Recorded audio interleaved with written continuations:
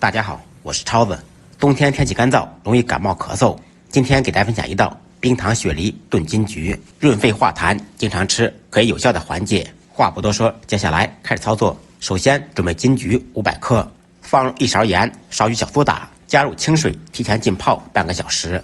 这一步的目的是可以杀菌、去除农药残留。浸泡好的金桔用手揉搓清洗，去掉表面的蜡物质。经过浸泡以后，就很容易洗净了。搓洗完以后，把水倒掉，再用清水清洗2遍，彻底洗净。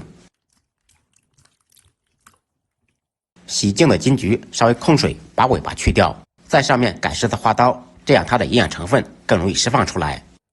全部切好以后，放入盆中。再准备半个雪梨，清洗干净，切成小块。切好以后，跟金桔放在一起。再来半个柠檬，从中间切开。柠檬含有丰富的维生素 C 以及各种营养物质。煮的时候找一个无油的锅，加入1000毫升清水，放入30克黄冰糖，甜度根据个人口味选择。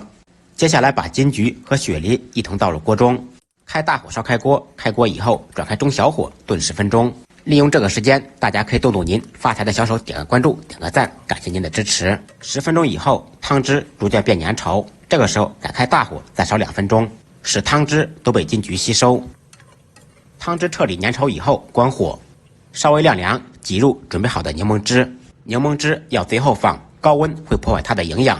调煎好的可以再放入一点蜂蜜，蜂蜜同样不耐高温，所以最后放。晾凉以后装入瓶中或者保鲜盒中，盖上盖子，密封冷藏保存。吃的时候取2颗用来泡水喝，效果非常不错。冬天天气干燥，反复咳嗽，可以试着给家人做一下。学飞的同学点完赞，赶紧做给您亲爱的人吃吧。再忙再累，记得按时吃饭，多喝热水。下期视频见，拜拜。